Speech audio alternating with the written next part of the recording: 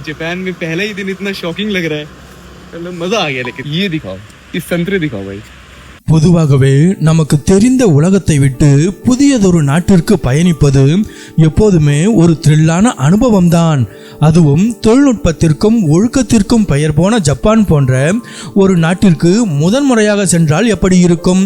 அங்குள்ள கலாச்சாரம், வியக்க வைக்கும் தொழில்நுட்பம், எல்லாவற்றிற்கும் மேலாக பொது இடங்களில் மக்கள் பின்பற்றும் சிவிக் சென்ஸ் ஆகியவை யாரையும் வாயடைக்க செய்துவிடும்.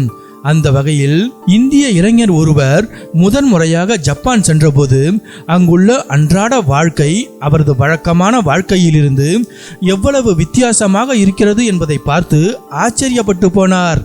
அழுக்கற்ற சுத்தமான சாலைகள் முதல் அமைதியான குடியிருப்பு பகுதிகள் வரை அவரை சுற்றி இருந்த அத்தனையுமே அவரது கவனத்தை ஈர்த்தன.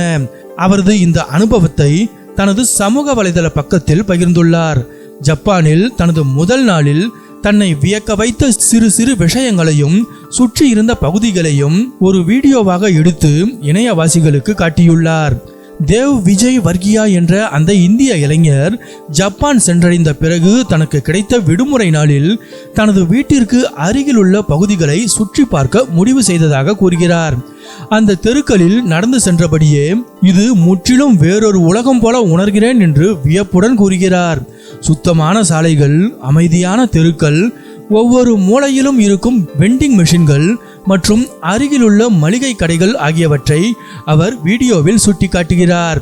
மேலும் தன் வீட்டிற்கு பின்னால் இருந்த ஒரு சாக்கடை வடிகால் வியக்கத்தக்க வகையில் சுத்தமாக இருந்ததை காட்டிய அவர் இதை நான் சற்றும் எதிர்பார்க்கவில்லை என்கிறார். தேவ் விஜய் வர்கியாவின் பதிவை பார்த்த பல இணைய பயனர்கள் ஜப்பானின் இந்த சுத்தத்திற்கு மக்களின் நல்ல பொது ஒழுக்கமே காரணம் என்று கூறினர். ஒரு நாடு ஊழல் இல்லாமலும் சரியான சட்ட ஒழுங்குடனும் எப்படி செயல்படுகிறது என்பதை பார்க்க ஒவ்வொரு இந்தியருக்கும் ஒரு ஜப்பானிய பயணம் தேவைப்படுகிறது என்று கூறும் பல இணைய பயனர்கள் நாட்டை எப்படி சுத்தமாக வைத்திருக்க வேண்டும் என்று அங்குள்ள மக்களுக்கு தெரிந்திருக்கிறது. இது ஒன்றும் மந்திரம் இல்லை, இது நம் நாட்டு மக்கள் இன்னும் புரிந்து கொள்ளாத அடிப்படை பொது ஒழுக்கம் என்றும் எழுதியிருக்கின்றனர்.